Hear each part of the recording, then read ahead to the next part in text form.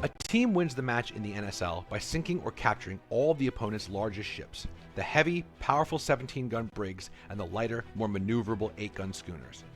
These are what we call the capital ships of the NSL, and once they are all sunk or stolen, the battle immediately ends.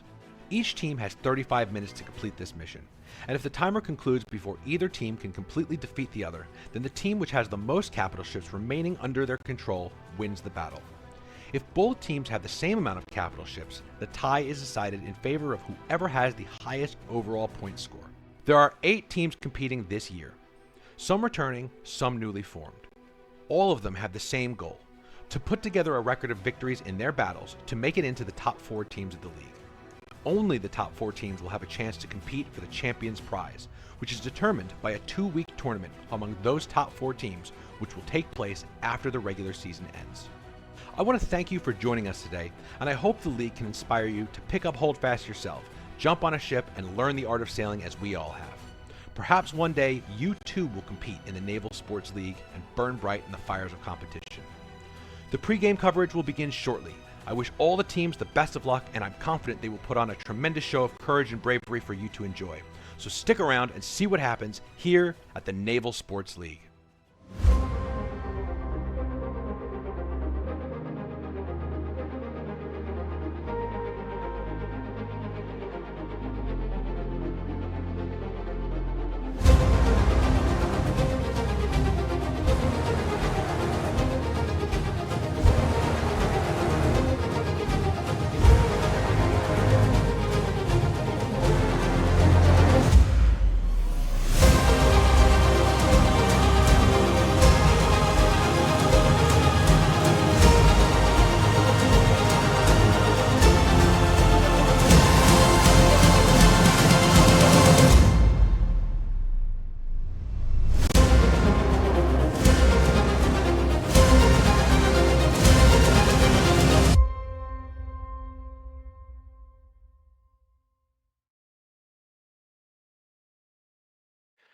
Hello, my name is Lamerck, and it is my pleasure to welcome you to Week 6 of Season 2 of the Naval Sports League Sea Otters versus the Krakrns.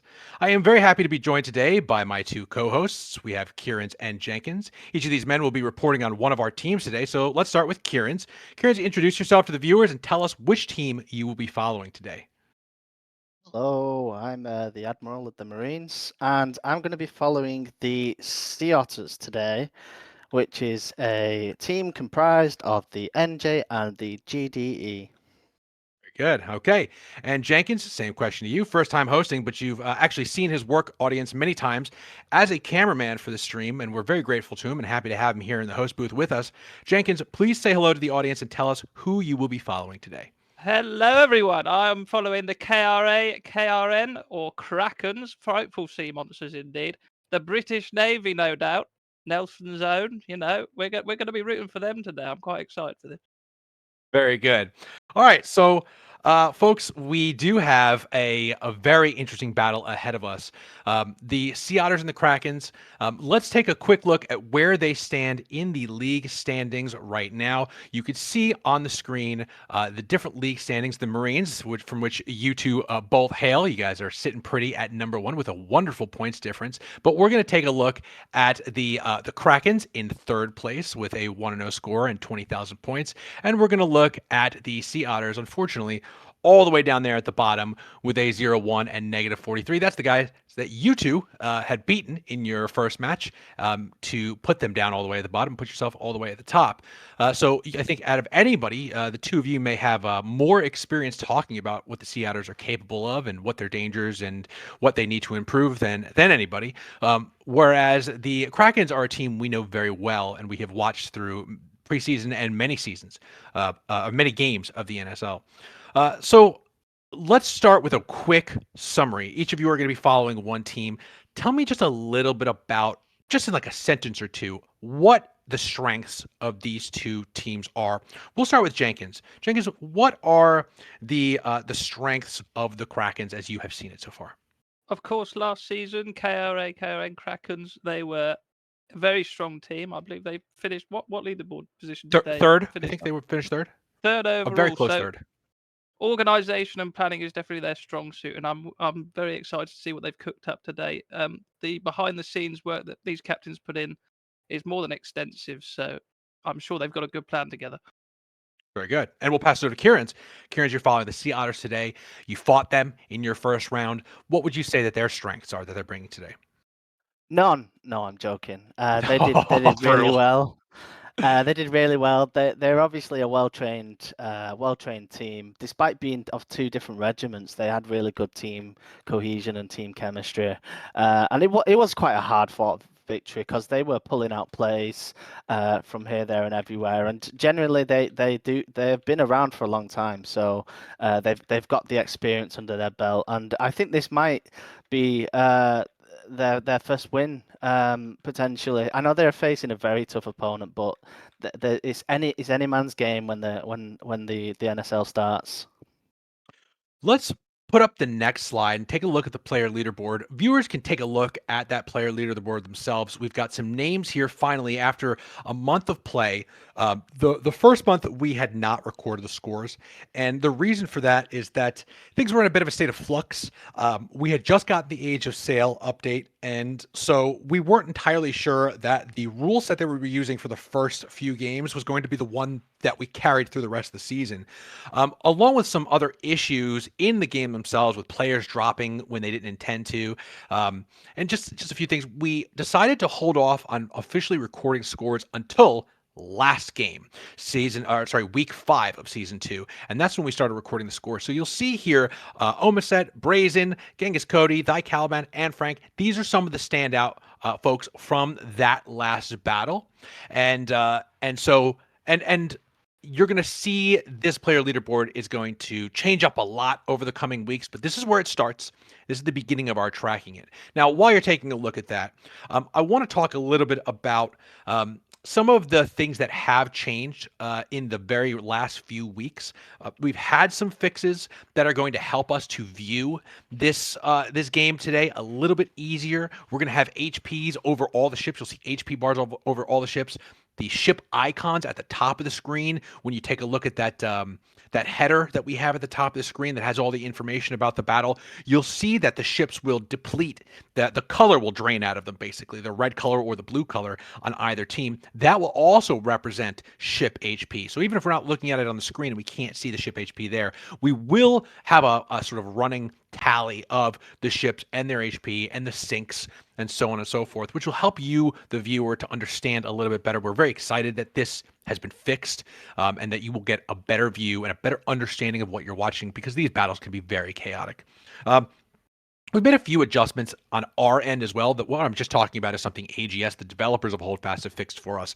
But we also have a few little changes, a few more Marines on some ships, a little bit less repair resources for the cannons, a little bit of a reduction in the ship capture time, making capture perhaps a little bit easier. All right, so we're going to move on now, and we're going to take a look at the head-to-head of these two teams, the Sea Otters versus the Krakrns. I want to talk about their admirals a little bit. We have Random Billy and Percy. People here are probably very familiar with Percy. He hosts for us pretty regularly, and alongside being the admiral of the Krakrns. Random Billy, you probably have never heard his voice, but it's a beautiful French voice. And he is as I've said before, I consider a legend in the naval community, very long-term player with high skill. He is trying to take these Sea Otters from a new team into a professional competitive team. These have been guys that I have been watching a lot and really looking forward to seeing the jumps in development that we're going to see from the Sea Otters with every single game that they play. And I'm hoping under Billy's admiralty, they are going to ascend to be a top competitor in the league and challenge lots of great teams. And they have the opportunity to do that today with the Krakrns. I just want to note, we have in the top players, you can see some TBDs. And again, that's a consequence of just not having enough statistical information based off of the single one game that we've played so far and the data that we've gotten from that. But take a look at Bob and take a look at Whoopus. Those two guys are going to be somebody to watch in today's game. We're going to move it on now to the map. We are fighting on Azure today. This is a map that the Krakrns have fought on before, and they won on before. We're going to talk a little bit now with my co-hosts because I don't know if you guys remember, this was the first game of the season, if I'm not mistaken, where the Krakens fought on this map, and it was a very it was a game that harkened back to previous seasons. We've had some games this season that have been very forward pushing. Lots of chaos, lots of disorder, lots of boarding, lots of mayhem, battle spread all over the place. You guys, of course, know exactly what I'm talking about because your battle with the Sea Otters was very much that kind of battle. But at the same time, in this map, the Krakens kept distance and hammered their opponents. My question, let's throw it over to Jenkins, who's going to be following the Krakens today. Do you think it's going to be a repeat, or do you think that the Sea Otters are going to bring a little bit of the chaos from your battle and bring it to the Krakens? I think the Krakens are very good at fleet cohesion, and I believe, yes, they will try and stay as a larger block. But I noticed in their first battle, the fire at will command was more used than the hot shot load and fire commands. So I'm Interesting. interested to see how they adapt and see if they use that today. You know, you'd think that if you have the cohesion and the space and you're not being pressured by another team, that you would have the time to be rotating through that captain's command. And just for our audience who don't know what the heck I'm talking about right now, the one of the great things about the Age of Sail is that the captains have commands that they can issue to their crew to bolster, increase damage, increase defense for short periods, for short windows of time. One of the most consequential of those is the fire command. You can do a load command, which speeds up how fast the cannons actually run out and get ready to fire. And then you can hit the fire command, which gives a 50% increase to the damage of the shots that are fired. The first shots that are fired within like the next 10 seconds or so. I might be wrong about those numbers, but it is like the first broadside that happens very shortly after that fire command. And so a artillery team that has an organized line that isn't getting pressured, where the captains aren't really stressing out and having to do 10 things at once, but just to manage their firing crews, are going to want to use that fire command religiously because you're just getting so much more damage. What Jenkins was just talking about, which is the fire at will command, is like a lesser version of that. It gives I think a small increase in the reload speed and a 25% increase to damage, so not quite the 50. And what that will do is that's a set it and forget it command. That will last for like 20 minutes. So that's for when you're in the thick of things and you don't have time to be micromanaging your shots and your cannoneers. So if the Krakens were doing that as their default, you know, we definitely would find that they would have a lower damage output. Anyway, that I just wanted to make sure that all the viewers were aware of because it's something you don't really get to see exactly. But if you are looking for it, the way that you would see it is that when the cannons fire, there will be like actual like red or orange like fire coming out of the cannons right at the cannon's shot point. Right. And then you'll see it's the trail of the cannon. It will be a little red when it comes out of the cannons. If you see it's all gray, then they're not using that fire command. All right, I've said enough. I want to pass it over to Kieran's with the Sea Otters. With the Sea Otters, right, we talked about how you and they had quite a messy, diverse across the entire map kind of battle. Do you think that they're Yeah. going to bring that to the Krakens today? I think they will. I think what they've learned a lot from our last game is that their ability to spread their fleet out and target individual ships and then move back to their original fleet formation is a tactic that can work. I think that if they employ the same tactic or try and refine that same tactic, then they've got a chance against the Kraken. Yeah. It's one of those things where we are still so much in the determining phase of what the meta is going to look like. I talked in one of the earlier games about the trends that I'm seeing. And that said, they're just trends, just indicators. Do either of you feel like you have started to see anything along the lines of like a real meta solidifying or multiple different kind of like tracks that the meta can be on here?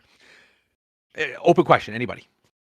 I was going to say that I don't think there's a very strict meta, but I think certain teams can employ a meta that works for them.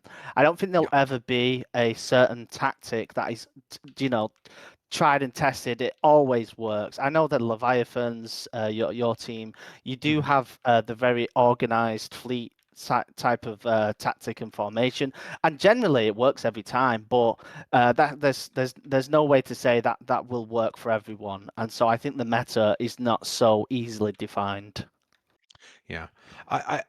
For me, what I have been thinking about as I conceptualize what like our doctrine is going forward, it very much is a doctrine of just like getting just pristine organization, orders coming down fast, fast reaction times, because everything is just so much faster than it used to be.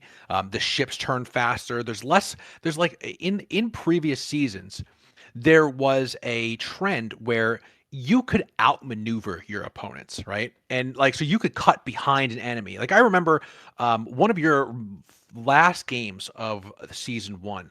I think that you had Henry West in a 13 gun, now what we call the 17 gun, and he was just like ramming ships, cutting them off from the rear, getting behind them. I mean, it was crazy, right? And what had happened is he was able to ram a ship and then swing behind it and then hit it from the rear because those ships just could not they couldn't turn fast enough to get about to return fire at him. That would not work anymore. Whereas an enemy ship can just immediately pivot on the spot and follow even the fastest ship swinging around it. And so now Yeah. it's more about like your fleet organization, fleet maneuvers on the fleet scale. And I think it's a little bit less on the individual ship v ship scale. Now, Jenkins, you're a captain. So have you observed anything like this? Do you have any feelings on this one way or the other? This is one of those things where we've had this discussion in our planning as well. And I think the biggest question mark in our whole plan is what do we do with the Corvette? Of course, the Corvette's not worth any sinking points, but single-handedly it is capable of taking down a 17 gun, which is one of the prized ships of a fleet, one of the biggest Yeah. damage outputs. So I think there's two options you can do with it. You can either keep it with your fleet, keep it safe, keep it for the close quarters, or you can go full hunter killer with it. And I think the person who best utilizes their their Corvette ship, the small one, the one with the carronades on it, I think has a supreme advantage and may not be meta, but definitely a strong advantage. Wow. Yeah, and I totally agree with you on that. It's interesting today. I noticed Percy from the Krakrns is the captain of their Corvette today. That's something I've thought about on my own. Um, but it's a very interesting choice. What do you guys make of it? I think he's got a Well, surprise for us. Yeah. well, Percy's a seasoned captain, so I think they're going to do pretty well, regardless of which ship he's using. But I think generally the Corvette can't be used as the vanguard. It can't be used as the one to help coordinate the entire fleet. I think it's more of if a very skilled captain knows they can do a lot of damage on a Corvette, they should go for it, even if it's a little bit out of their norm. The Corvette is so versatile. Yeah, we don't there's no I don't think there's such a thing as a Corvette master in the competitive scene just yet because it's just so new. It's just so new. So like it's everybody should try it, right? If you like it, give it a shot Yeah. because it's one of those things where who knows who's going to innovate with it in this season. We really just have no idea at this point. I was very interested in the idea of the Corvette being a admiral's ship, mostly because I see it as a ship that kind of hangs back for a lot of the battle and waits for a key opportunity. And then because it's really a hit and run kind of vehicle. The cannons on it are carronades, which are short range, extraordinarily powerful cannons that, as you said, present a real check to a 17 gun, even in an era where a 17 gun can turn on a dime, right? And just swing around and hit that Corvette with a full broadside. It's still a damaging ship, and it's a fast ship, which means it can get in and out very quickly. It could spin and get out really, really, really quickly. So, as we watch what it develops into, I agree with you. A Vanguard is not its place because it is a bit of a glass cannon. It does have a slightly low ship HP. Not so low, though, that it can't take a few rounds, so a few broadsides. It certainly seems to be able to, especially with the repairing mechanic. So we'll see how that goes. But I guess my other question I wanted to ask you, because right now we're having some behind the scenes craziness as we try to spawn into this map. It's being handled by our excellent team behind the scenes, but we'll get some good theorizing out here while we're all just sitting around waiting for that. My question for you guys is, what do you think about the gunboats at this point? Like, what do you think about the gunboats and rocket boats? What role do you guys see? for If I these may guys, for start on these this smaller one, ships. we watched you play your gunboats last week, and I had the privilege of being the cameraman for said gunboats. Mm. And the way you managed to latch on the back of enemy ships and do such a significant amount of damage, it is very much a play style of pure clandestine operation. But when Yeah. you pull it off as well as you demonstrated you can do last week, I think if either of these teams can pull off something similar, they are going to be a dangerous player. Yeah.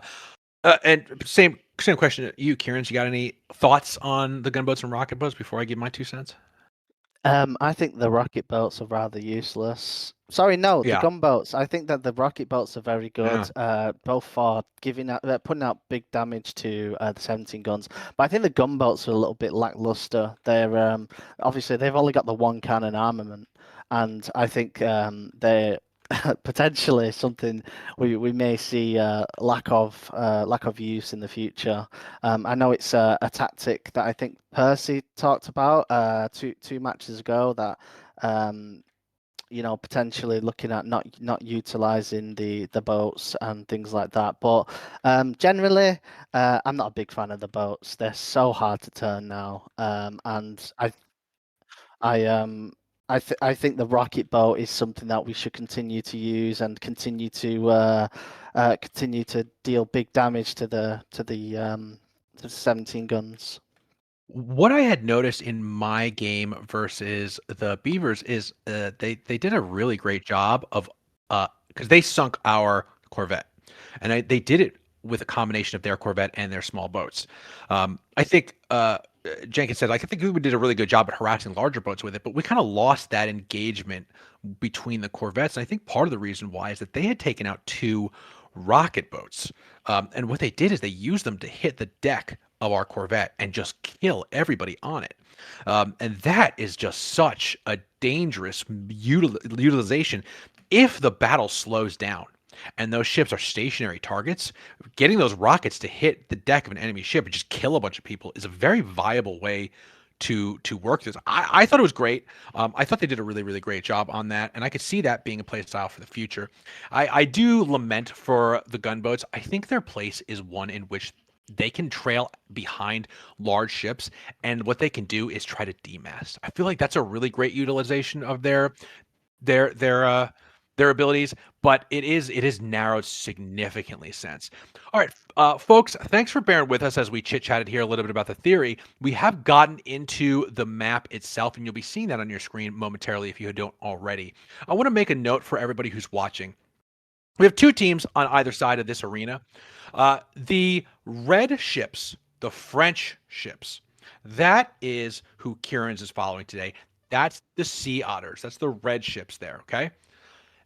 On the other team, the Krakrns, they are going to be in yellow ships. They're going to be the British team. So you're looking at the yellow ships are the Krakrns, and the red ships are the Sea Otters. As things get wild and crazy throughout this battle, please understand that that is what we're going to be looking at. And co-hosts, I encourage you to constantly repeat the red ships of the Sea Otters, the yellow ships of the Krakrns, to help our viewers keep track of who is who if this gets really crazy, which it very well might.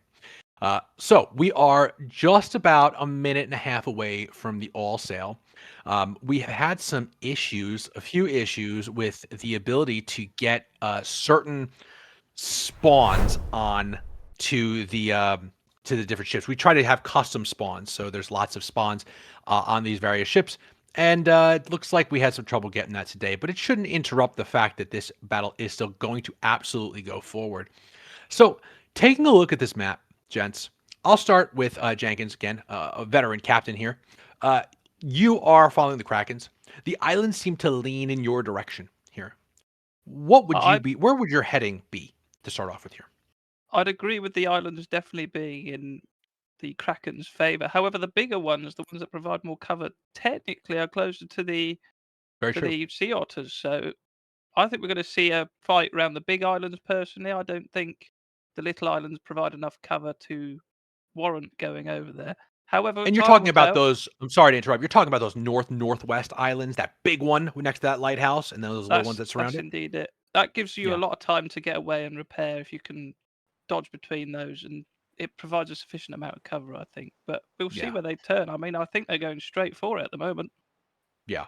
And now the wind for everybody is going to start south. So the wind is starting in the opposite direction of those big islands, but that doesn't mean that that's not where they're going to go. Actually, that might increase the chances that they end up going north. Kieran, tell us a little bit about that wind dynamic where a starting move can go with the wind or against the wind. In your experience, what's the best choice usually to start off as we start here today? I would say going against the wind and aiming for that northernmost larger island, and just assessing whether you want to turn around and start heading with the wind and get that speed up and make an adjustment. But as you said, it's a dynamic wind, so it's going to change throughout the battle. And there's not going to be a set theory you can maintain. You've really got to work with the wind, and sometimes you're going to be slow and dredging across as you're going against the wind. Yeah. But hopefully we see the captains utilize their topsails and really bring out their battle sails. And as we start off, we're seeing kind of both of these, both options being taken here by each team. Let's start with Jenkins. You're looking at the yellow ships, the Krakrns. They seem to be heading south-southwest to start off with, getting a little They've wind speed at gone the beginning. exactly the way I said they wouldn't go, and that's not necessarily a bad thing. They probably know more about. They probably studied this map more than I have. You know, until you fight on these maps, you don't really get the top-down perspective you need to properly plan it. But I'm kind of confused as exactly what's going on. I mean, it seems they're splitting apart here. Well, now, they started heading south-southwest, but they seem to have reacted to Kieran's, the French team, the Sea Otters in the red ships, who are just headed from their position and their perspective straight northeast. What are you seeing there? Well, the Sea Otters, the Fleet of Red, I think is a cool name. They're heading the very same way I predicted, of course. But I think they want to take the battle to the Kraken and not give them the opportunity of getting around the island before they do. But as Jenkins pointed out earlier, the Sea Otters have the advantage of getting the island a little bit closer to them. Um, but it's interesting. They're maintaining a pretty standard battle line. There's nothing. There's no splitting off right now, and yeah, it looks like the Kraken are coming the same way. Yeah. Yeah, and Jenkins, it seems like the Krakens in the yellow ships are starting to sort of organize a formal battle line here, somewhat in what we've seen before with the 8 guns offset close to the enemy and the 17 guns set back. Is that what you're seeing? It's quite an interesting thing I'm seeing because, as you said, Percy, sorry, on the Hmm. Corvette seems to be hanging back, and I think he's using his ship as sort of like a command jeep sort of tactic. Yeah. You know, he's got a full Uh, view of his fleet. He's sort of keeping an eye on his fleet, and he's keeping back. So I think we're going to witness something a little bit different, which is exciting. Now, when you're looking at the yellow fleet here, I'm seeing him at the lead. Basically, I mean, he's offset to the rearmost for certain, but he seems to actually have pulled in front, getting maybe a little bit of perspective at the front there at that yellow I mean, fleet, the this is Percy going and to be definitely some the Chimera. questions we ask him later. I mean, Yeah, is it's a he very looking at the interesting. fleet, or is he looking at his own fleet? I think it's definitely something to ask him later, for sure. And Kieran's the Red Fleet here are Sea Otters. They are leading with their 17 guns, and they're now starting to turn off pretty sharply. It doesn't look like they're interested in getting much closer at this point. This is a very healthy distance and respect that they seem to be having for the enemy. I think they might be trying to head off the 17 guns here to get their 8 guns kind of past them and let those be the closest ship to the enemy. What are you seeing? Yeah, I'm in complete agreement with you. Having the 17 guns as the vanguard is tactical and also dangerous. They're gonna deliver the longest range shots from their cannons, but also you're exposing them to the head-on attacks of the Kraken. So I think right now they are, as you said, keeping their distance and sort of just seeing where the battle's going to go, and they'll probably react to to what comes at them. Now, I want to say for the audience, you should now be able to see the direction of the wind no matter what. So if you look at that compass on the bottom left-hand corner, I believe it's the bottom left-hand corner of screens, but whatever, wherever you see the compass, you're going to see those like lines that are falling. That is the wind, right? So you will be able to see the wind at all times and understand. You can see, of course, you can deduce by the way that the sails are deployed on each of these ships. They're not using those big billowy square sails because that would actually slow them down going into the dead-on wind as they head north. But now you can really see why. The wind is pushing directly against them. So all these ships are slowed down to something far below their maximum speeds. This is actually not the worst thing in the world. I like a slow speed, like a battle speed almost. I don't know if any of you guys do it over in the Marines, but I like to slow down and give my gunners a little bit less lead and follow to have to deal with when it actually gets to the shooting time. And going against the wind kind of just does that for you. We're going to see, Krakrns, as the Sea Otters round this island, whether or not they put those 8 guns a little closer to the enemy fleet. But it looks like in tried and true fashion, this is the Krakrns, I think they did this exact same thing last time, are pulling away. What do you think, Krakrns, the Sea Otters are going to do in response to this? If I were the Sea Otters, I'd chase and get the fleet turned around and start bearing down the portside cannons. They've got nothing to lose really, but they're I think both teams are very mindful of the wall, the dreaded wall that is directly ahead of them, and I think the Sea Otters are going to react to the maneuver the Kraken have just pulled off. But I think the 17 gun may have managed to get some shots off quite early on the 8 gun, but I imagine repairs will account for that. Yeah, I mean, we're certainly not seeing any damage appearing on the ships just yet, and instead it seems that the Krakens are just reforming in the opposite direction. I think, I'm honestly having a hard time determining what the best option for the Sea Otters is at this point, but they seem to be taking a kind of like slow, ambling turn. They don't have a lot of space here, though. So I would ask Jenkins, as you're seeing the Krakens, it kind of looks like they're in a great position to just sort of blockade anywhere that the Sea Otters could go. Like they're just kind of in a great position right now. I'd almost consider stopping right here. Well, I wouldn't consider stopping, and I think what they're doing is actually more ingenious. I think they're going to go for the loop around. What they're doing is they're blocking the Sea Otters into the world border. I mean, there's not a whole lot they can do. They could turn away and go for the long slog fight, or as they're doing, they're coming straight for them, and they've got full broadside now. They've got the rake on them. But again, I'm not seeing. Oh, I am seeing hot shots, so they're out of range, but they are using that cohesion.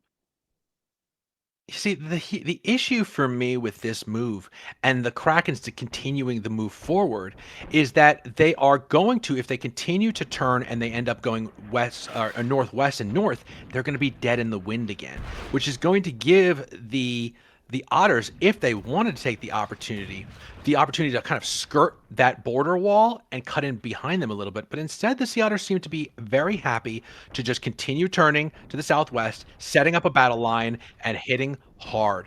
So we are going to see a line battle commencing in just a few seconds as these 8 guns get in the line. What I'm looking at right now, and specifically I'd love to keep an eye on, this is the Chewy's Seawolf, which is the 17 gun on the Krakens, their rearmost 17 gun. It does look like it's about to be the target that the Sea Otters are going for, at least for the next few seconds. But it's really, I'm seeing, I mean, the Krakens are the ones who are really putting out the fire right now. It's definitely being targeted to Seawolf, and again, the shot calls have gone to fire at will, so they're shooting grey shots now. Yeah, I see that.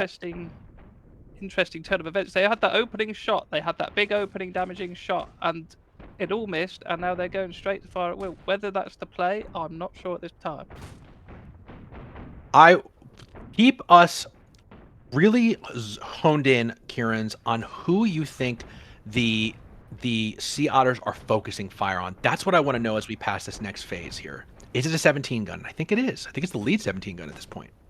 I think both of the Sea Otters 17 guns are trying to target the Kraken's rearmost Ramos 17 gun. Yes. But a lot of the fleet don't have rotation on that 17 gun, so they're just going to aim at what they can. And I think this is something a lot of teams will find is that they might have a target in mind, but it's not always the target the rest of the fleet can go for. So there's a nice bout of shots going, and the Kraken are turning in to cut off the Sea Otters. Yeah, It's Jenkins, quite scary. Jenkins, tell us what you're seeing here at the front of these formations. I think somebody's going to have to make a turn soon, and somebody's going to have to pay the price of showing their arse to the other, and it's going to get deadly. They're fastly approaching the other corner of the map, and whoever turns first may be put in a pivotal position. I mean, out of the two teams, the one who is most likely to hit remains the Sea Otters.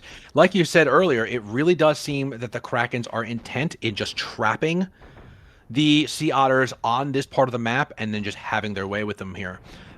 It is going to be a difficult fight to escape this closed-in quarter here, and the Sea Otters have much fewer options than the Krakens do at this point. Gentlemen, on either side, are we seeing any major damage to any of these ships just yet?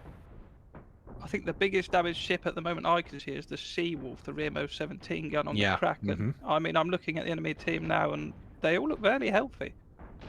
Yeah, I agree.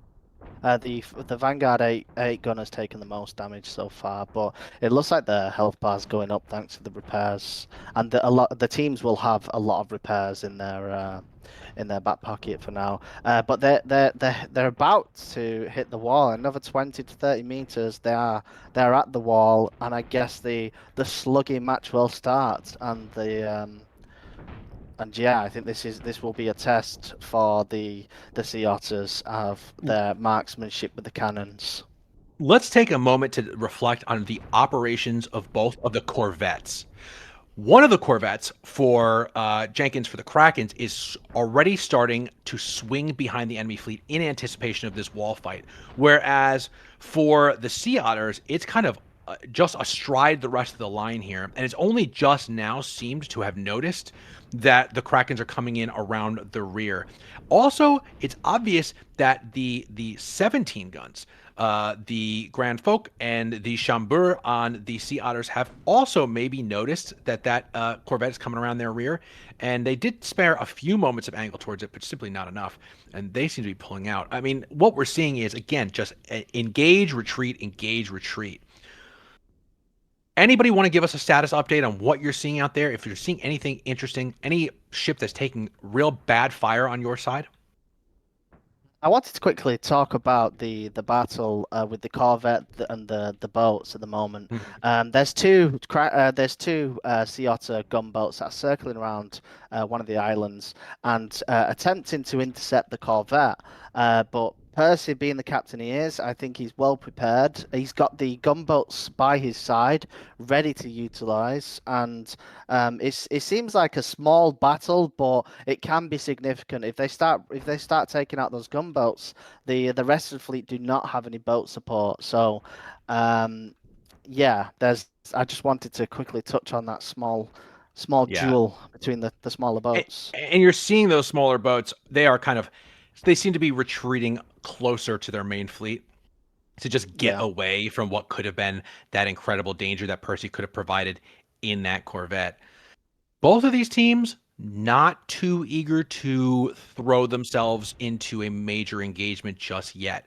But eventually your patience wears thin in these battles, and eventually you decide, okay, we've got to let the dice roll and see where they land. But they haven't gotten there yet. And this is something that we're seeing from the Krakens pretty regularly. They're happy to pull away, they're happy to reform, and they're happy to try again. But no matter what, in this battle, they are not letting the Sea Otters get out of this end of the map area. The Sea Otters cannot escape. They simply will not let them. And so we're seeing a reformation here where both of these fleets are just kind of coming back together. They're going to sail in the direction that they just came from, towards the northeast, and let the battle happen when they just kind of slowly drift into range. I think it's a case of looking for a chink in the armor, isn't it, Mark? They're And I think the Marines, we don't look for the chink. We just assume there's a chink and we go straight in there. Yeah. And I think both teams are going to play it relatively safe. They're not risking much by reforming and looking for an opportunity again. I will say it doesn't make for any adventurous or exciting gameplay, but these guys aren't too bothered about. They're not too bothered about that. They just want to win, and I think eventually they're going to realize that they have to get stuck in if they want to win. Now, I have a question for Jenkins. Take a look with me at the Seawolf. Notice that its HP is not at maximum. Yet, if you take a look at the deck, they are not repairing. That I is a mean, very scary indicator for me. I know what you're Because hinting at. right, The what lack does it of mean? supplies. What do you intuit that I mean here? Well, nothing's sunk yet, and they've obviously gone through their lumber. I mean, they took Yeah. probably the most damage in the first opening engagement, and if they run out of materials, that's going to be one of their main priorities now. I mean, we've seen what comeback ships can do if they have the materials to get back up on their feet, but Yeah. if he's run out this early on, it could be it for. Well, it could Now, we also bad have a side. similar situation, shockingly, on the other team. Kieran's, if we take a look together at the Grand Folk, which is the lead 17 gun uh, of the Sea Otters, it too has just barely not full. And yet, there does not seem to be anybody on the deck, hitting with their hammers to do it. But we do see, what I will say is, we do see Axolotl from the GDE, a Sea Otter Carpenter. He is poised next to that table. So maybe they're just going to let it, they're just waiting. Yeah. The interesting thing nowadays is that you can actually, because of this change that AGS made, you can actually see enemy ship HP if you're close enough. Like if you pull out your spyglass to take a look at an enemy ship, you'll actually see the HP bar over their ships.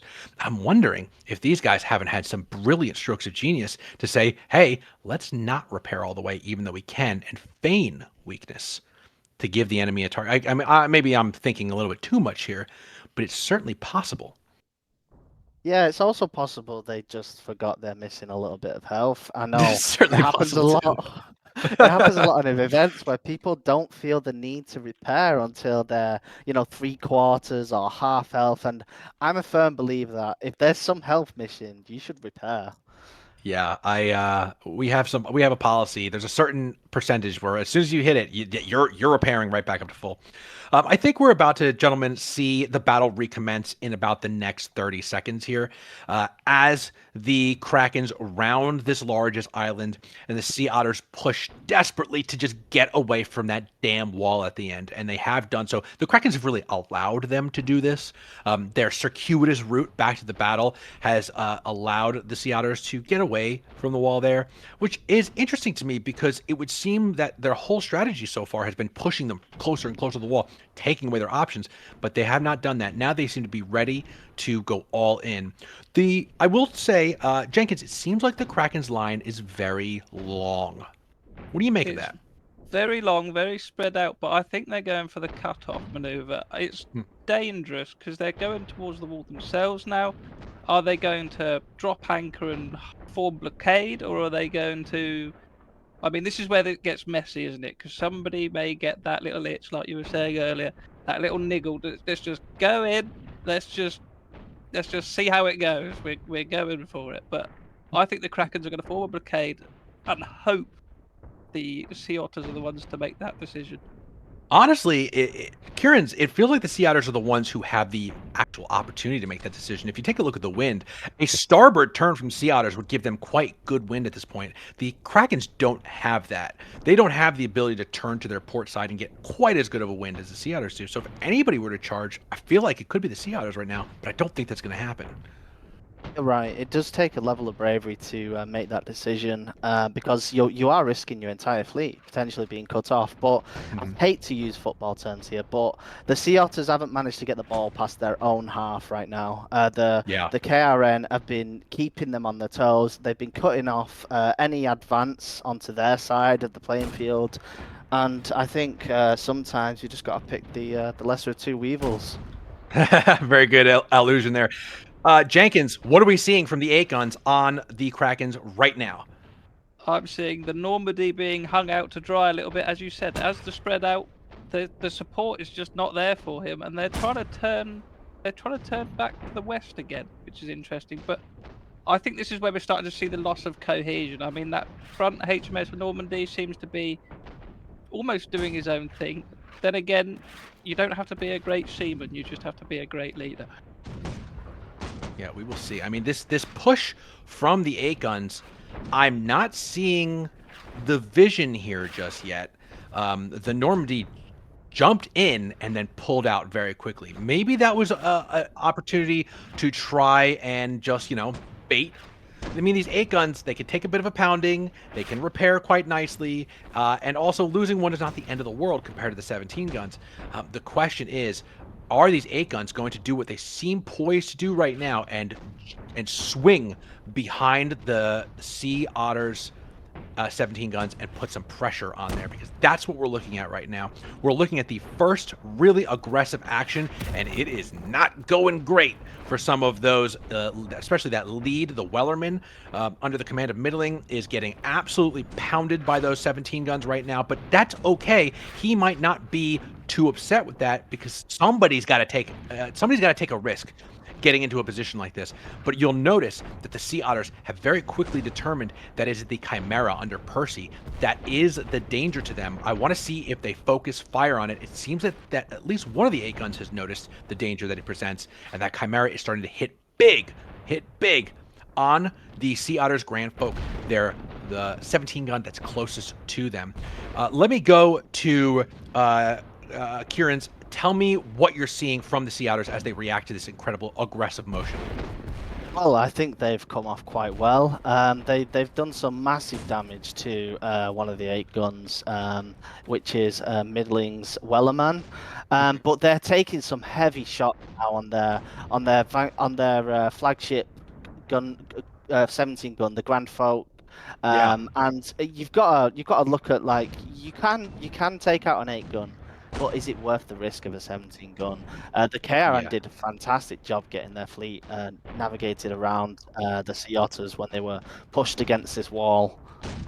All right, now switching over to the other side of the battle, Jenkins, the Krakens have broken off one of their 17 guns to kind of ward off a mirror attack from the Sea Otters 8 guns that are swinging around to target their 17 guns. I'd say that this one is not quite as successful as the Kraken's stab, but it is happening. What are we seeing there from the Sea Wolf, which is down below half at this point? I don't know if you saw it on the stream a minute ago, but whilst they were taking that northeast direction with the Sea Wolf and the other 17 gun, and interestingly enough, they stopped. I mean, they left the door wide open for those 8 guns to just full sail and try and get out of it, and that's exactly what they're trying to do. The door was left open for them, and now the Sea Wolf's left in a chase, and he's left his entire fleet behind. He's 2v1. We discussed before, we don't think they've got any supplies left. Yeah. But time will tell. Can they take out the 2 8 guns quick enough? Looking at HPs right now, I don't think so. I fear the worst. Yeah, I fear for them as well. But the question is while that ship is probably going to go down, the Grand Folk, the Sea Otters flagship that was the center of the Kraken attack, is taking it from 2 sides, just been demasted, getting hit from both sides, one on 8 gun on one side, an 8 gun and a Corvette on the other side. Kieran's, this ship does not look like it's long for this world. 2 demasts and barely any HP. And now it's got no masts. No, you're absolutely right. And the gunboat behind has been a thorn in the side for that 17 gun. It's now sunk. And that gunboat, I just want to give them big praise. They were sat hard fixed on that 17 gun throughout the whole thing, shot after shot, just delivering constant blow. And no one sort of reacts to the gunboats. They think them so insignificant. They don't react as you should. I'd be chucking men over the side saying, get some kills, do something, because that thing's putting shots up our bottoms. Yeah. All right, so let's talk about where this battle is really going to be focused on now. with the sinking of the Grand Folk, that leaves only one 17 gun left. Now, that 17 gun is locked in a duel. We're talking about the Shambur, the Sea Otter's last 17 gun. It is locked in a duel with the War Crime, the Krakrns. It is aided in that by the courageous Grognard, or I'm going to just say it in the most American way possible, and I apologize to all our French viewers. But the War Crime is taking serious damage. Both of the Kraken's 17 guns are alarmingly low. This is an opportunity for the Sea Otters to possibly get a 1-2 knockout, and maybe, but the Krakens are not going to let that happen if they can. They are retreating with the War Crime, as I can see here, Kieran's. So, but the problem is the Krakens are very, very far dispersed, whereas the Sea Otters kind of hold the center at this point. Who is going to pick up the initiative from this? I really cannot predict at this point. Well, the Kraken, something they do well is sometimes working independently, especially working as a team. But they've got that versatility. I think having the outer ring, although it's spread quite far, I think is somewhat beneficial. But it doesn't seem like there's too many ships besides the 17 gun, the southeastmost 17 gun. There's not too many ships that haven't got allies around them, at least within a few nautical miles away. Yeah, and I mean, I think the Sea Wolves have a big problem in the future, and that problem is actually that their Corvette is looking very, very low right now. This is a kind of different phase of the battle, different spot in the battle, and I know we really want to keep an eye on those 17 guns because they are going to determine who lives and who dies, who wins and who loses in this. But the Sea Otter's Corvette is a very important ship, and it looks like it's about to go down. I mean, in any moment right now, and that's a huge blow for the later in the game. But let's get back to the heat of things. Jenkins, what are you seeing when it comes to the 17 gun battle here? I'm seeing technically two 17 gun battles. I mean, the Sea Wolf seems to have gone full retreat mode, but it's not looking good for the 8 gun and the other 17 gun, the War Crime and the Normandy, as they seem to have been targeted now by the 2 8 guns that were going for the Sea Wolf. So, you know, the French are regrouping, the KRN, KRA, they're all getting further apart. Support is coming in, however, from the north, it looks. I believe. Yes, it does. But slowly. They're also having their own battles, but supplies are being dropped and things are getting repaired. It's still anybody's game, I think. Yeah. We have lost the Corvette for the Sea Otters. Again, that's going to be something that's going to play into the later game because it means the Krakens still have their Corvette, which, by the way, is zooming to try and relieve. That's the Chimera, Percy's Chimera, zooming to try and relieve the War Crime, which is right now at the critical moment. It is taking hammering fire from multiple different ships and is being completely surrounded. Well, not surrounded, but it is being hit on one side, on its port side, by quite a barrage of ships. It's barely clinging to life. I think this is the opportunity if they want to grasp at it, because this for the Sea Otters, they have a 17 gun that is in extremely good condition here, extremely good condition, and a good condition 17 gun can make or break a game. Unfortunately, that 17 gun is right now focusing fire on an 8 gun that is crossing off its port side, and it really, really, really needs to be figuring out the best way to sink the War Crime. So we're going to keep an eye on that duel. The War Crime, I think, is probably not too long for this world. Any moment now, it may go down. And that would even things up at least. Yep, there it is. Down. The War Crime is down. All right, so now that leaves Krakrns, the Shambur, the Sea Otter 17 gun, in a commanding position where it is fighting only smaller ships. The only thing that really threatens it here at this point is the Chimera. What do you think is the next phase of the battle for the Sea Otters here? Well, I think you summed it up really well. The fact that it's only fighting the smaller guns is an advantage. But I'm not quick to judge a ship by the number of its guns, but by the skill of its crew. And they're doing an excellent job right now, thwarting the Krakens and trying to maintain somewhat of a battle line between the 17 gun and the 8 guns. Although it looks like they're sort of turning away and trying to take out some individual ships. And the Kraken HMS Good Boy did a heroic ram into the 17 gun. I think that's a brilliant move, to be honest. It doesn't look like they deposited too many bodies, unfortunately, onto the ship. As a matter of fact, quite the opposite. It seems like the Chambur has put bodies on the good boy and is pressuring. Right now, the captain is in a duel with two boarders. And that's it. There is no real players left on the good boy. Oh no, they have gotten command of it back, so that's good for them. And it's disrupted the Chambur a little bit, but the Chambur seems to be turning itself back into rotation. We are in this is very interesting.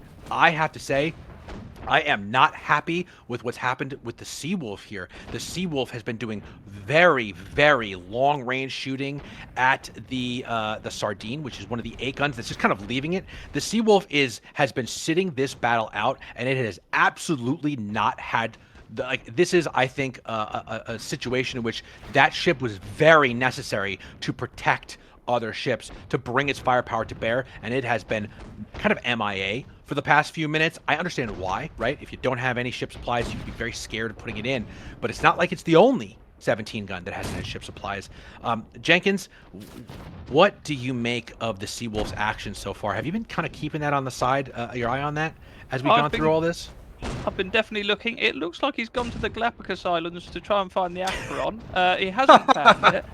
But no, I think some interesting things have happened with the 17 guns. I don't know if you saw the war crime when it sank. It had its whole team go and block it and try and defend it from being shot so it could maybe survive. And then it sailed straight into 2 gunboats. And we were saying at the beginning of this battle that gunboats aren't that useful. Well, when he just sailed straight into it, I think that was the finishing blow for him because nothing else could shoot at him. And it's interesting still that the Corvette for the Krakrns is still looking very healthy, and it's doing a lot of damage right now to the 8 guns especially. But I am going to commend the Sea Otters, I'm afraid. How have they kept their 17 gun, the Chambur, so healthy? Really, really healthy. To the point where it seems like the Seawolf is afraid to get in this battle because it doesn't want to lock horns with the Chambur, which is leaving the Chambur to just play havoc with these enemy 8 guns. You can see that the Seawolf is shooting really long distance shots to try and hit the Chambur, and it's getting quite close, but if the Chambur's captain knows his business, he's going to keep it just out of range of the Seawolf, just out of range enough to keep tempting it to stay far, while it hammers on its starboard side ships like the Good Boy and the Wellerman, which are just taking non-stop pounding, losing masts, getting bullied tremendously, again, by the Chambur. I'm loving the Chambur's action this game. It's doing such an incredible job, but it's because it's been left to do such an incredible job, Kieran's, and we've noticed throughout this that it is just dominating the center of this battle. You're right. I think that the fact that they've managed to do a couple of laps around the ocean there, they've cannibalized all the supplies they can right now. As Jenkins said, they're looking so strong, and what they're doing right now is trying to pick off as many British ships as they can. Meanwhile, the 17 gun of the Kraken, I wanted to ask you, Mert, because it seems like they had an idea for what they wanted to do. Try and keep the 17 gun at a distance, preserve the points that you would have by saving it. But do you think that it's a good idea to still re-engage with the rest of the fleet, or would you be sort of tucking tail, running and keeping it alive and hoping the rest of the fleet will do something? It's sort of a hard decision to make. You know, what that ship needed to do was reconnect with its fleet. Even if there was a general retreat called, a general reform called, so that they could bring their entire fleet over to that 17 gun, because the 17 gun has been consistently too far away to influence this battle in any meaningful way. And it is purely because they, like you said, they're worried about losing its points. They're kind of hoping to reserve it for the end of the match, and maybe they'll sink the enemy 17 gun, but you know, the caution is not what wins these games. Unfortunately, reserving ships for later is not what gives you the opportunities now, because as we've seen, and as Jenkins so well put it, it's that the Chambur has been just collecting supplies from the ship it sunk. So as it's sinking ships, or maybe you said it, I don't know, whoever said it, they were completely right. The Chambur has lived for so long and dealt so much damage because it's in the thick of things, and in the thick of things are where supplies drop. So you can heal your ships, you could repair them. The Seawolf has never had the opportunity to repair itself, and therefore it has been on this defensive footing the entire game. that's what's worrying me about its position. It does not seem able or willing to get into this battle until much too late. I think this is too late. Yeah. Merc, I just wanted to say we've got about 50 seconds left of the battle. As it currently stands, who's winning? It's right now. It's a tie.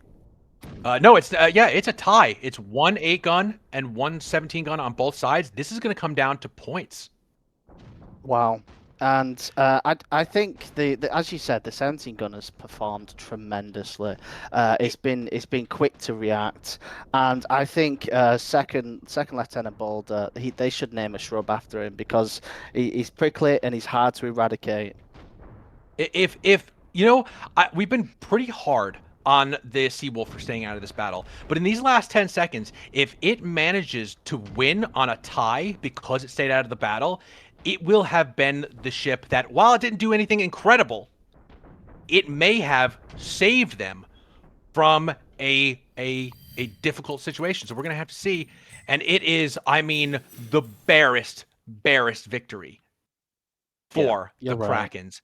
And that is what the whole, because, I wasn't even looking at the time. It was conserving itself to eke out a points victory. But that was such a risky play. I mean, we're talking 2,000, maybe less points of a difference. That was such a risky proposition. But risky propositions that pay off for a win for you. A win is a win, right? So unbelievable. Wow. That really goes to show, though, what a team the Otters are, that they could take a team like the Krakrns to the absolute brink and almost defeat them. I am going to just confirm that I was not mistaken here. We'll have some of the guys who are behind the scenes double check and see who wins. But I believe that this was a Kraken victory on points. And somebody let me know in my ear if I'm wrong, but it looks like it was a Kraken victory on points, and we're talking less than 2,000 points, if I'm not mistaken here, that the Krakrns won by. Krakrns win on points. That's what I'm hearing. The Krakrns win on points. And an incredible. So such a risk. Such a risk. One ship goes down and the Otters have it. But all right. So let's I'm sorry. I'm blown away by this result. Blown away that this was a timer victory here. Let's start with Jenkins. Jenkins, what is your takeaway from this battle? As you said, it is an incredible victory, and props to both teams for fighting such a good battle. I think the Krakrns, we took the piss a little bit of the Seawolf for staying back and finding Acherons, but no, technically the right play, wasn't it? If he sank, I it would have agree. been a Sea Otter victory. I mean, it was so close. One player's score was the difference between whether that be a Yeah. mercenary or a player. One player's shooting ability is what decided the battle ultimately, and that is incredible. Yeah, totally incredible. And you're right. We really were very hard on that Seawolf, and I get it. I get it now. Because I was just looking at the battle and not keeping track of the time. When you said that there were 50 seconds left, I was shocked. But that's what happens when you spend the first half of the battle kind of like weaving in and out of range from each other and not really getting to it at the end. And such a great point, Jenkins. This is like one player. Now, what I noticed very especially, at the end, it was the difference in the points values from the Krakrns. They had much higher average points per players at the top of that board, and so that is really what pushed them over into victory here, was just the individual competency of their cannoneers is at a different level. And this is the organization and the experience and the professionalism that we talked about, that one of those guys, you remove one of those guys from the team and you might be seeing a Sea Otters victory here. Truly incredible. Kieran, I want to pass that question over to you. What is your takeaway from this battle? Well, I just want to say what a fantastic battle it was. I think very slow at the start, but towards the end there, I was really on the edge of my seat. But my takeaway would definitely be that the Sea Otters have grown massively. I know we're still Yes. at the very beginning stages of the season, but they changed up their tactics for this match, and they found that chink in the armor that they needed, and Yeah. I think they performed really well. Yeah, I mean, it really, and this is what I was really hoping to see from the Sea Otters, which is every battle they don't just get a little bit better, they get a lot better because that trajectory will help to see what they're going to possibly be like at the end of this season. Now, obviously, the Krakens win, right? But I see this as a very promising battle for the Sea Otters. And again, that trajectory to see what a team that was just formed for this season might look at the end of the season. And I think it can be with this level of coordination, skill, aggression, targeting. I could see this team being a really serious contender for the end of season finals. All right, we do have our admirals with us. I am going to start with the Krakens. We have Percy here. Percy, do we have anybody else from the Krakens, or would we just have you today? Percy is muted. Percy, unmute yourself and say hello if you can.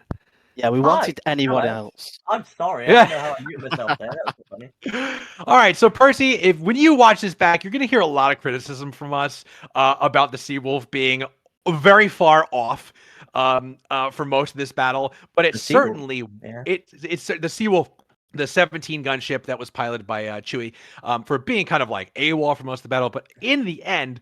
We were the ones who were caught unawares at how little time there was left and how important that ship remaining alive ended up being. This was a by the skin of your teeth victory. Tell us a little bit about what you came in here to, what the plan was coming in here, and where it all went to get to that final few seconds where any ship going down would have changed the trajectory. And Jenkins put out this, he says this wonderful thing, even one of your players necessarily losing their score, right? Like one fewer Kraken high score, and that points difference, that narrow points difference, might have been the difference between victory and defeat. Like, what a battle, first off. Incredible. And tell us all about it from your perspective. Well, first off, I've got to say to the Sea Otters, what a fucking performance that was. Pardon my French, Yeah. everybody. I know it's a bit of a PG No, show, right. so I'm sorry Warranted. about that. But you know, adrenaline rush. What a battle that was. We had a bit of a tough one there because we tried to maneuver and try and see if we can find some chinks in the armor, you know, that sort of stuff, and they weren't giving a bunch. It was quite a difficult one to try and weave. We like to, you know, like sometimes when you're playing a bit of tiki-taka football, you're passing it around the back and stuff like that. And then when you get the chance, you try and cross the ball over or something like that, and then you just rush the goal and try and get the points. We've tried to do that. We did that. We managed to try and get that victory in our first match against the what's it called, against the Rum Rats, and it kind of worked in that way. So we're thinking perhaps we could try it again. Seawolves this time, they were not having it. They saw we did it before. And we were like, okay. So we then wanted to try and see from this match, well, we can try and take the middle of the map. But obviously, when you take the middle of the map, this map is full of choke points. So any risk to do that is going to be something that's detrimental. And they took the risk by taking the other choke point that we hadn't necessarily prepared for. So we decided to head that way, and they managed to beat us to it because it's closer on their side in regards to the actual geography of the map. So we took the fight. They started getting hits on our ships, and we were like, we don't want to take that fight. We're coming towards the border, so let's recycle our wind. Let's push into a different direction, see what we can do. They did the same thing. It happened again, and we basically came back to the point we're still fighting over the middle of the map. They're still coming back the way they wanted to go. So clearly they've planned this is the way they want to do. This is where they want to take the fight.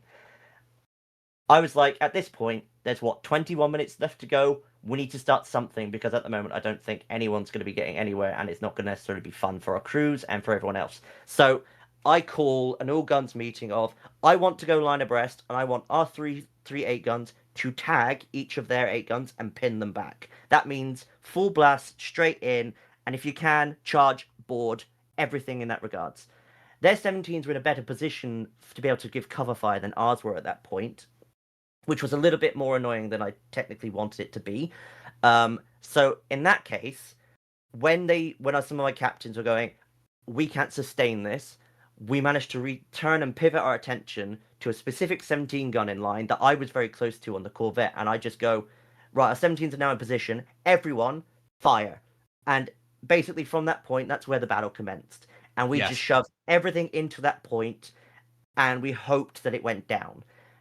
As this was happening, our Seawolf captain, Chewie, was basically trying to draw away the 3 8-guns that we said we were going to go and tag up. And he did, I think, have like 2 or 3 of them trying to focus on him. He did. And he basically was just trying to draw them out of the fight as best as we can, because our fight was getting very chaotic. And when he got low enough and he couldn't take the fight, his call was to go, get out of there, don't die. Those 8 guns then came and attacked the War Crime, which was our other 17 gun, but it gave us the enough time with the Corvette and the remaining 8 guns that we had over here to take the first piece of the puzzle, the first queen of the board, I suppose, in this match. And then from there, I was basically, everyone was kind of caught in a hard place. We lost a lot of health taken the first instance on our 8 guns. So we lost, I think, the good boy, and I think that was the only 8 gun that we lost. Yeah, you lost and one then 8 gun and one 17 gun. And we lost our War Crime boat, unfortunately, because we were trying to head there to fight because it was being held down by gunboats and by 8 guns. So it's one of those things where, in the moment of being, trying to prepare for controlling the battle, we kind of got lost in the disorder of it. And in the end, we just had to basically go, right, wherever you can find points, find points. If you have the opportunity to take a ship, but don't lose it, because it's going to matter. And it just so happened that when we got to this fight, we managed to win by 2,000 points. Or something, or the other. So, I thank my lucky stars. I hope today it's just because of my birthday that, Billy gifted me the win. So that's what I'm going to put it down to. I think it was the birthday luck more than anything. Well, happy birthday, Percy. And what a win. What a win. All right, I'm going to pass it over to Jenkins. Jenkins, do you have a question for our victorious Admiral? Of course. And let me first say congratulations and happy birthday, of course. Thank you very much. Did you get any prezzies? No, that's not my question. My question is, we were talking about this. Yeah, right. We were talking about this before the battle. We were talking about Corvette strategy, and we found it interesting how you decided to take the Corvette. And watching the battle, I felt you were using that Corvette as sort of like a scout ship. I think you were using it as a spotting vessel. I mean, is this the plan, or what was the plan? For me, it's because I'm also Admiral of the Fleet. It's one of those things that I need to be able to see what's going on, because normally I have been an Admiral that has been in the sky for quite some time. So and before that, I was either a 17 or an 8 gun captain. The Corvette's a new ship for everyone, but it's also a very new ship for me because it's not a style that necessarily I'm the best at, because it's low health, high reward, and not necessarily saying I've also done gunboat captaining in the NSL, but those matches never really went well for me. So I don't want to fully commit with it, but it's also very good for me to be able to not necessarily be with my fleet because people are forgetting about me, so I can maybe get in somewhere and sneak from another attack, or I can be in the center of the battle like I was today and conduct the coordination that I wanted to do. Was in the case of, right, if we can send 3 ships over there, I can come be the fire support, and we can have our 17 guns kind of act on their own, which kind of worked again today, kind of didn't. I normally like to give more cover to fleets and ships where I can, but regards to the Corvette, which is what you asked, it's very much that I'm trying to get used to the chaos, and be in the way of the chaos, and try to put myself in the middle here, which kind of helped kill the 17 gun, because it essentially these ships are just as strong as the 17 gun, much weaker, but they've got firepower. So being able to use that in a way that I can use that from being the front of the fleet or the back of the fleet, anywhere really is kind of where my priority and prerogative is to be as the Corvette, wherever I'm needed. So yes, scout ship, great, as best as I can, but also just unleash as much firepower as my crew was. And shout out to my jet chief Whoopus, because I was doing so much admiral, he basically just commanded the entire ship for me. I was just pressing 1, 2, 1, 2, 1, 2, and 7 the entire game. So credit to Whoopus there for looking after my boat. Yeah, thank you very much. Nice. I think All you right, share Kieran. a lot of the. Oh, I'm sorry. No, sorry, go ahead. You have a follow-up. Go ahead. I think you share a lot of our points of views. I was just going to ask one quick final question for Percy. Is it something you'd do again, or did you feel it wasn't something that worked? Well, I played the ship in the first match, and it didn't necessarily go as well as I planned, mainly due to the fact that some people weren't getting used to the arcs of the guns quite yet.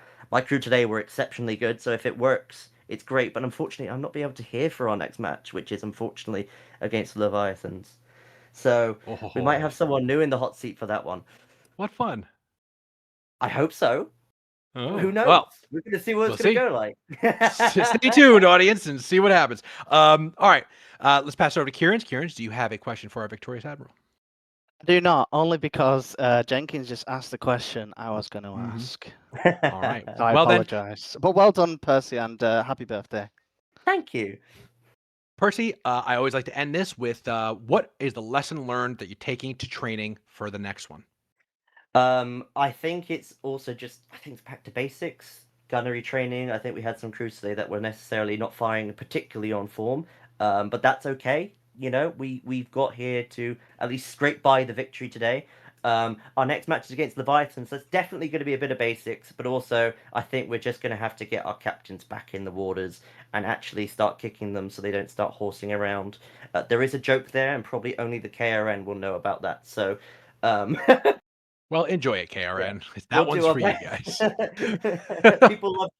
People love cavalry in our regiment as well. So Gotcha. they're spending a lot of time horsing around, and we need to get back in the waters and start drilling the basics that we've learned from the new meta and the new update to learn that, I think, and encouraging that and enforcing that to get that, because we need to do it. It's just important. But yeah, apart from that, I think also just communications. We had a few issues today. I was being a bit panicked, overzealous, trying to get in there, trying to cause chaos, while chaos was already being happening around the battlefield. So probably also didn't help necessarily too much. But in the end, we kind of got the result I wanted. So yeah. But well done, Billy, and well done, the Sea Otters. What a battle! I had a lot of fun. Yeah, truly a great one. Well, again, one last time, happy birthday, Percy, and thanks for answering all of our questions. We are going to move on to Billy, and I think we have Skelly Rock as well, who are here from the Sea Otters. Guys, this seems to me the kind of defeat that victories are built off of. And this was an incredible battle against a veteran high-level team, one of the strongest teams in previous seasons that you could ask to go basically toe-to-toe with. So I'm going to start. I don't know who wants to answer the questions today, either one of you. But my question is, what was the game plan coming in, and how did it play out? Did it end up being kind of like the game plan you wanted, or was it very different than you expected? Basically, I had prepared. I knew where we wanted to go. We wanted to go on that island because it was closer to our side, and basically, if they went straight in, like straight at us, we had a good position. So obviously they didn't. And from then on, the game plan was generally to just try to play it on a medium range gunnery, I think. Like try to not get into too messy situations, which worked until it didn't. So that's how it goes. that happened. That's how it always And goes. I think generally, it worked fairly well. The main thing, I think, we had a kind of a miscommunication with the 17s at one point when they stopped. I told the 8 guns to stop, and the 17s to stopped, where I wanted them to get away. And we had to basically change plan, and that's where you got one of our 17s. But for the rest of the match, it went pretty well on our side. It was very close at the end. Yeah. How to say?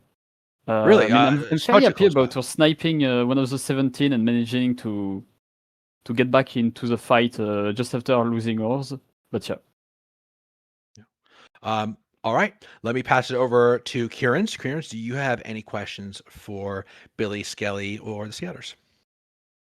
I think that you did a fantastic job utilizing your 17 gun. Was there a point during the match where you felt like you would prefer to dive straight in and try and disrupt the Krakrns battle line, or was you adapting to the game as it was unfolding for you guys? And that's question 2, anyone really?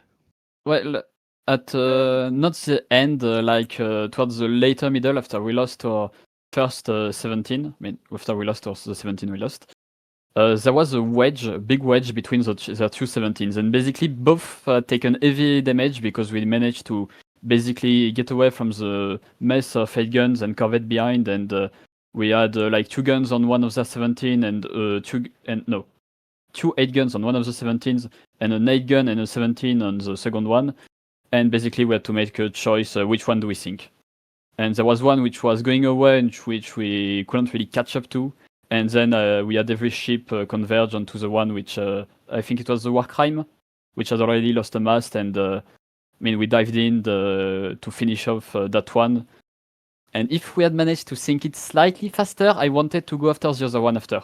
Like, get away from the main fleet and just undone the damaged 17, but we didn't manage to because you were already on us. All right. Thank you, Billy. And Jenkins, any questions for Billy or Skelly or the Sea Otters? Of course. I mean, we have the benefit as Marines as being the one team that we've actually fought this season, and it's given me a chance to compare, the two performances, and I mean these only as a compliment. I feel like your cohesion today and your, overall fleet management was, whether it was we played so aggressive we broke you up or whatever. But I think the capitalization you had to keep your ships together and put damage out was very, very commendable. And you'll hear in the stream if you rewatch it that we were very much shouting your praises. But I think the question I've got for you is, what has been your most focus point on training and developing, and how are you looking to improve?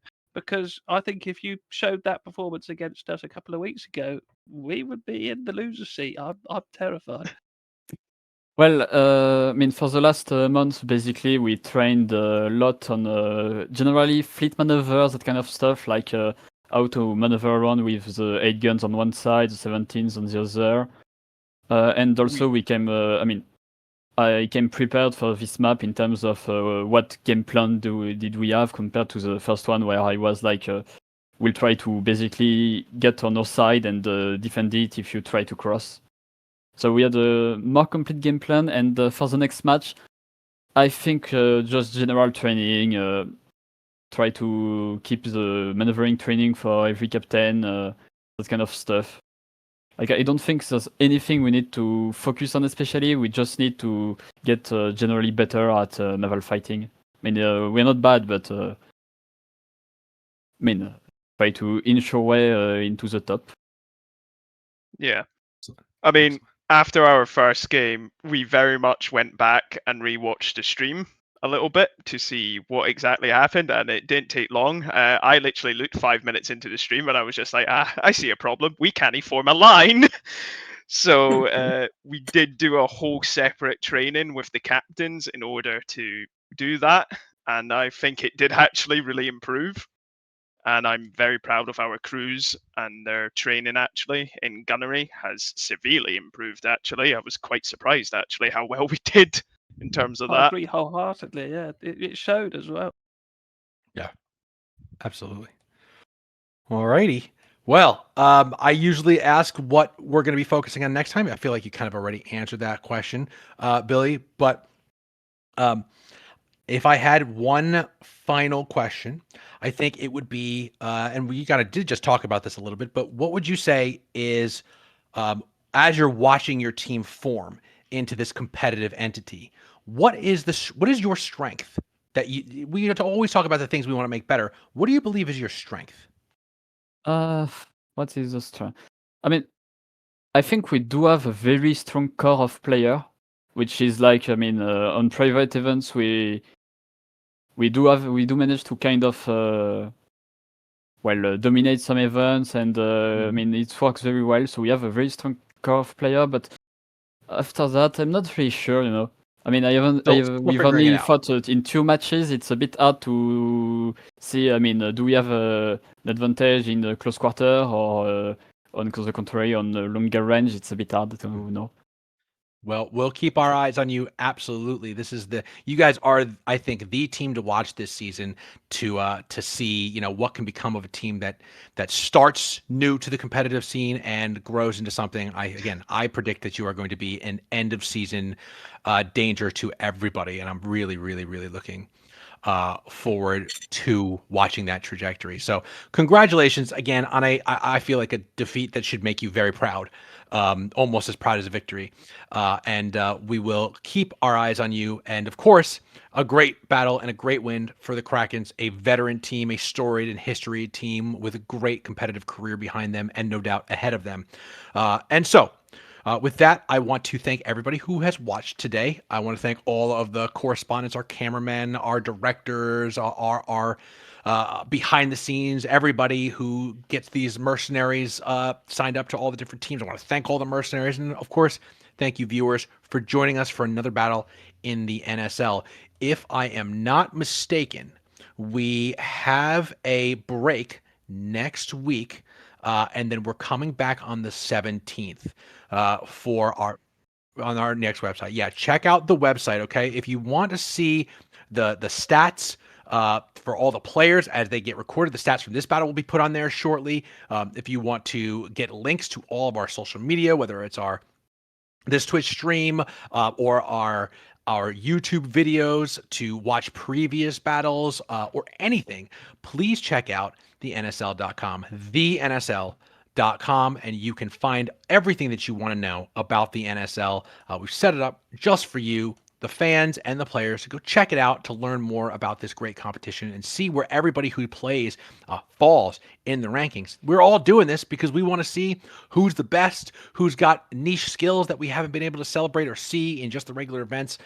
So if you want to check that out, theNSL.com. And then, of course, please subscribe to our YouTube. Please make sure you're subscribed here on Twitch. We've got a lot of new stuff coming for you and new ways to support this endeavor, which we will be unveiling to you hopefully in the next few months. So stick around, keep watching, and we will see you on the next one. It has been my pleasure to co-host with the great Krakrns and Jenkins. Gentlemen, it has been wonderful. Thank you so much for joining me today. Please say goodbye to the fans in the audience as we sign off. Auf Jenkins. Wabasha. And fair winds and following seas, gentlemen. Very much so. And thank you, everybody, for joining us. This has been the Naval Sports League. We'll see you next time.